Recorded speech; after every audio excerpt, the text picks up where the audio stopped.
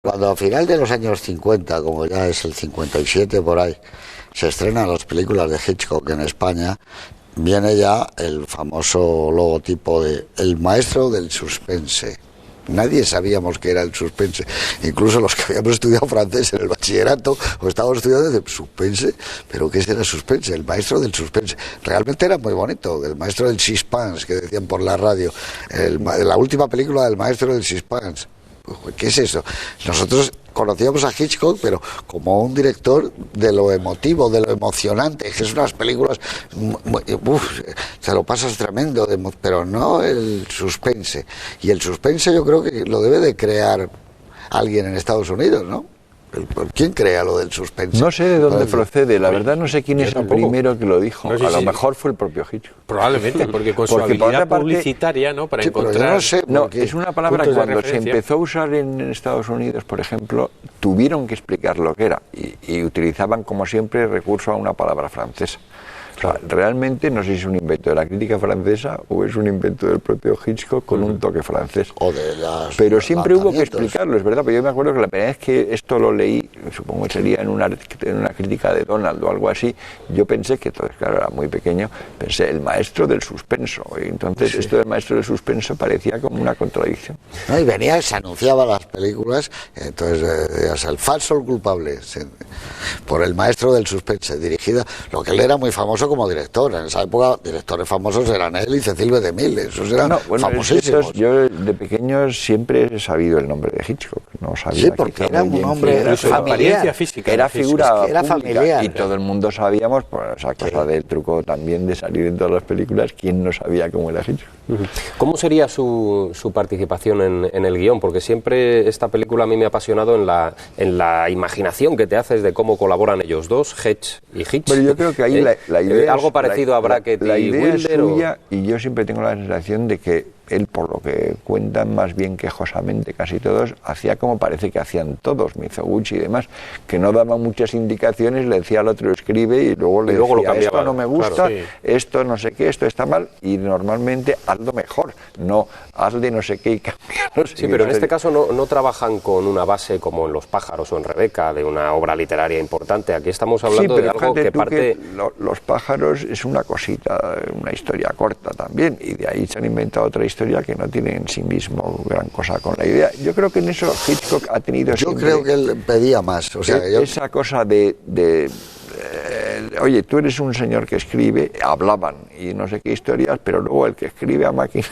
Sí, eso cuenta. Sí, claro, pero aparte de que escriba a máquina... 2 o 3 días. Claro, pero yo creo que ya era milimétrico. ¿No? Ellos plantearían...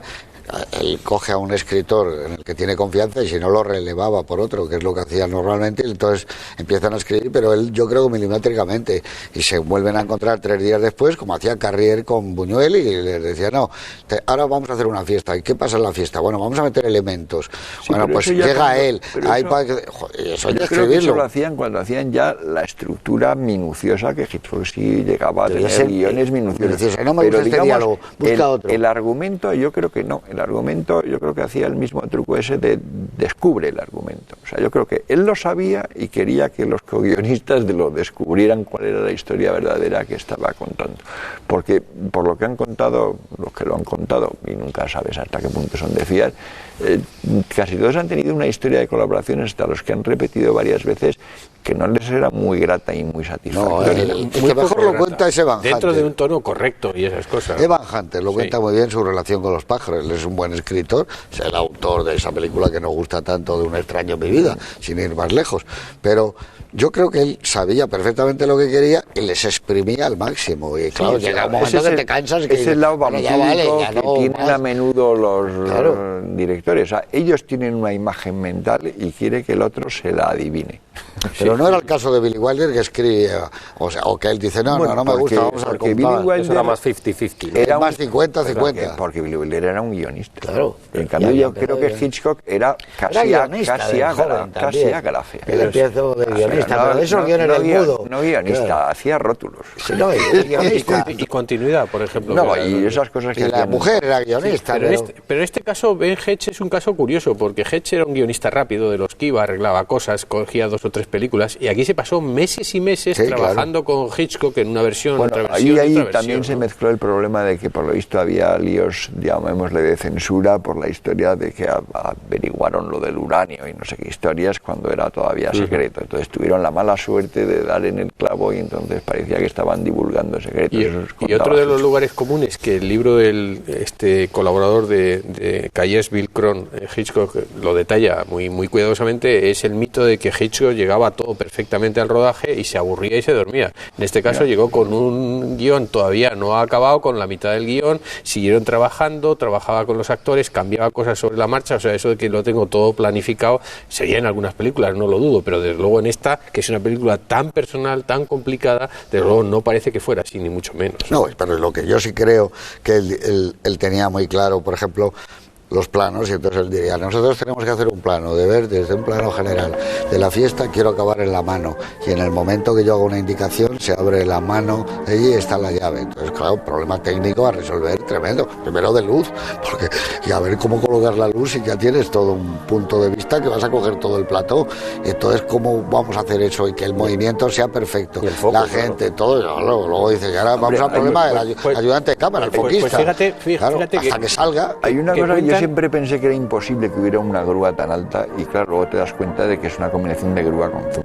Sí, lo mezcla, pero grúas altas ya las había. En Lo que el viento se llevó, hay una que es un poco antes del final de la primera parte, que cuando vas viendo los muertos, las vías, los andenes, y acaba con la bandera ondeando, que es una grúa que se hizo, que era la más grande que había entonces. Pero el problema es eso, que nosotros no pensamos, porque estás viendo la película, los problemas que plantea es que cuando vas a rodar tanto Lo que el viento se llevó como y bueno, vamos a ver, moviendo a la gente, y el cameraman, se te pierde el foco, y tú no ves la toma que ha desaforado, y dices, no, y se ha visto las vías del traveling, no, bueno, porque es muy complicado eso, necesitas un cameraman tremendo, y luego que vaya ayudándole el maquinista, y según él va reconstruyendo el plano, el maquinista va tirando para atrás, y otro va tirando del carril del traveling, y el otro va poniendo el foco, porque parece perfecto, tú lo ves, claro, es que es muy complicado, y él diría, no, yo lo quiero así. Claro, pero esa es una decisión de rodaje, es decir, eso sí está documentado, que él no tiene pensado rodarlo en la grúa, es una de las ventajas de rodar en estudio, eso estaría en guión, etcétera, concretamente. Eso está en guión, que acabar con ella y la llave. Cualquier otro director ahí habría hecho plano general de la fiesta, plano de los dos personajes y primer plano de la mano.